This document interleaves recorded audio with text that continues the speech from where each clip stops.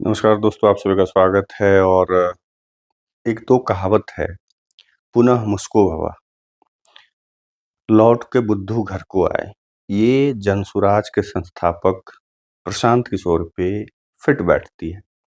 क्यों? क्योंकि प्रशांत किशोर ने जब पार्टी के गठन करने से कुछ समय पहले, कुछ महीने पहले उन्होंने कहा था कि अब मैं चुनावी रणनीतिकार नहीं बनूँगा, नहीं रहूँगा, अब सिर्फ़ बिहार पे फ़ोकस करूँगा और बिहार की राजनीति को बदलने की कोशिश करूँगा। यहाँ के जो भी बहुत सारी चीज़ें उन्होंने कही थी कि यहाँ पे बदलाव की ज़रूरत है, तो ये कमी है। इतनी सारी चीज़ों पे कि अब ये करूँगा, लोगों को नए लोगों को नेता बनाऊँगा, एमपी बनाऊँगा, विधायक बनाऊँगा, इस तरह की बातें उन्होंने करी थी। लेकिन उपचुनाव में मिली करारी हार के बाद 3 सीटों पर जो है उनकी ज़मानत ज़ब्त हो गई थी उनकी पार्टी के प्रत्याशी की। और उसके बाद मुझे लगता है कि अरविंद केजरीवाल का हश्र देख कर के दिल्ली चुनाव के रिज़ल्ट के बाद उन्होंने ये फैसला वापस ले लिया है और इसीलिए मैंने शुरू में बोला पुनः मुस्को भवा और लौट को बुद्धू घर को आए। अभी जो कल मतलब एक रिपोर्ट के मुताबिक जो पता चल रहा है खबरों के द्वारा कि प्रशांत किशोर ने विजय थलापति की जो पार्टी है टीवीके, उसके चुनावी रणनीतिकार के सलाहकार के तौर पे उन्होंने एक जॉइन किया है और वो टीवीके जो है उसके जो थलापति जो हैं मेन संस्थापक जो हैं उन्होंने इसकी घोषणा करी है कि हमारे इनका जो है हम इनके सलाह पे चलेंगे, यही हमारे चुनावी रणनीति बनाएँगे और उनको स्पेशल एडवाइज़र के तौर पे इनको बनाया गया है। तो बात यही है कि उन्हें डर लग रहा था कि जहाँ-जहाँ जैसे अभी क्या हो रहा था कि अधिकतर जगह भाजपा प्रचंड जीत दर्ज कर रही है और कुछ जगहों पे छोड़ दें, अगर पश्चिम बंगाल को छोड़ दें, दिल्ली में केजरीवाल का जो टर्म रहा 2015 का उसको छोड़ दें, सॉरी माफ़ कीजिएगा 2020 का टर्म, उसको छोड़ दें। उसके बाद आप 2015 में बिहार का जो है उसको छोड़ दें। तो ये जो है ना मतलब आप देखेंगे कि इन सब जगहों को छोड़ कर के बाकी कहीं भी सक्सेस इनको नहीं मिली थी एज़ ए चुनावी रणनीतिकार के तौर पे भी और पार्टी पॉलिटिक्स में आने से पहले ही वो फ़ेल हो गए। क्योंकि इसे फेल्योर ही माना जाएगा।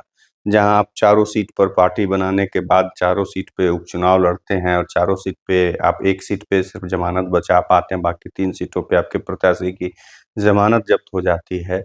और तरह-तरह की बातें उस समय से अचानक से किसी लगता है नेपथ्य में चले गए जब से उपचुनाव के रिज़ल्ट आए, परिणाम आए। सिर्फ़ बस इक्का-दुक्का इंटरव्यू देखने को मिल रहा था या कहीं भी कुछ बयानबाज़ी जैसे अभी उन्होंने अरविंद केजरीवाल के ऊपर भी बयान दिया कि अरविंद केजरीवाल की हार क्यों हुई? कि भई उन्होंने मुख्यमंत्री से उनका जो मानना था कि मुख्यमंत्री के पद से इस्तीफ़ा नहीं देना चाहिए था।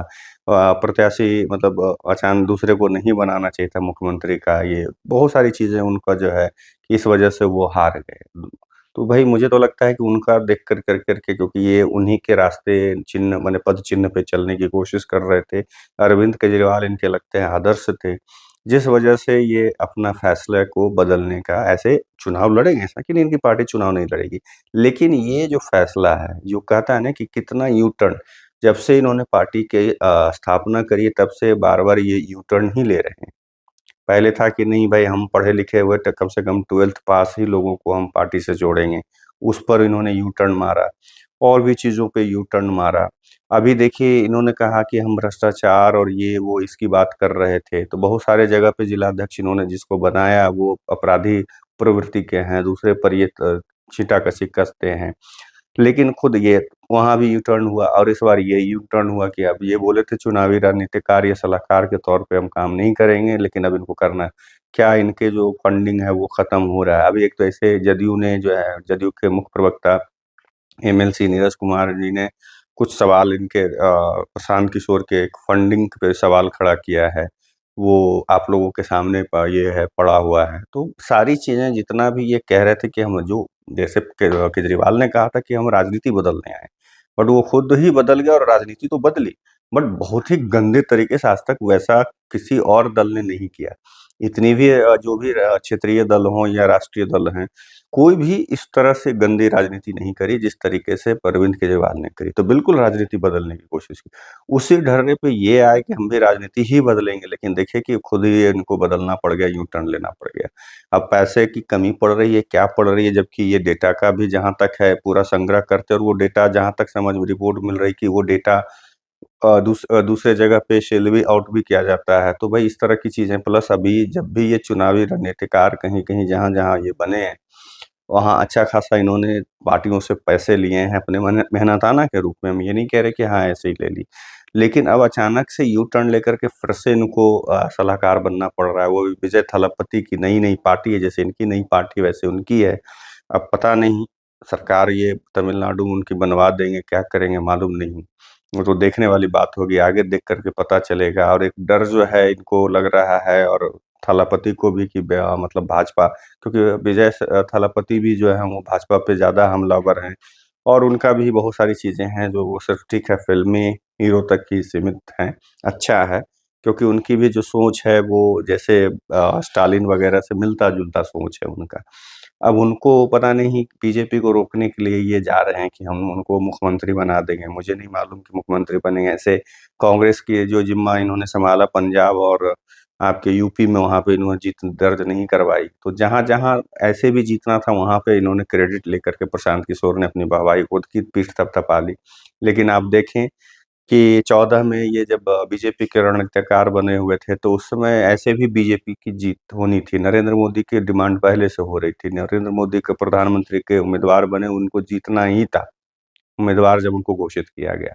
उसी तरह से 15 में जब लालू जी, नीतीश जी साथ में आए, तो वो सबको पता था कि जीत उनकी होनी ही होनी है। केजरीवाल की 2015-20 में सबको पता था कि वो चुनाव जीतेंगे ही जीतेंगे। ममता बनर्जी का भी पता था कि वो चुनाव जीतेंगे ही जीतेंगे। तो इन्होंने कहीं पे जाकर के नए लोगों को नहीं, हाँ, जगन रेड्डी उनको भी चुना, उनके बारे में पता था कि जीतेंगे ही जीतेंगे।